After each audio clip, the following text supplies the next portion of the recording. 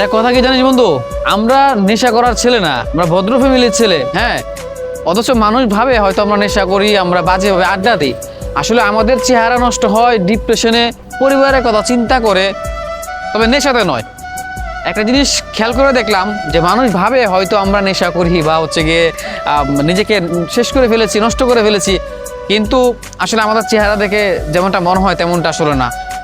আমাদের মন খারাপ হয়, আমাদের কষ্ট হয়, আমাদের এই চেহারার অস্পষ্ট বা স্পষ্ট এই ছাপগুলো, এগুলো হয় কি জানো, ফ্যামিলির জন্য, পরিবারের জন্য। এদেরকে ভালো রাখতে গিয়ে নিজের সুখ বিসর্জন দিলাম, দুঃখ কষ্টকে বরণ করে নিলাম। হ্যাঁ, হয়তো রাত জাগি, চোখের নিচে কালো দাগ পড়ে গেছে, এই পরিবারের জন্য। পরিবার করেই আমরা নষ্ট হয়ে গেছি। তবে হ্যাঁ, সেটা নেশাতে নয়।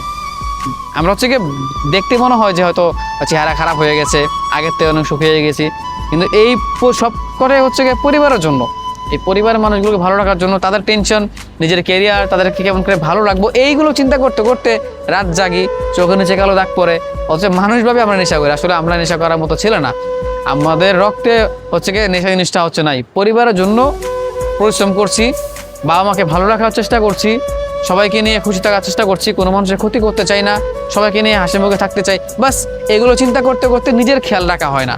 আর মানুষভাবে হয়তো নেশা করি না। আরে ভাই, নেশা করার মতো ছেলে পেলে আমরা না। মধ্যবিত্ত হতে পারি, গরিব ঘরের ছেলে মেয়ে হতে পারি আমরা।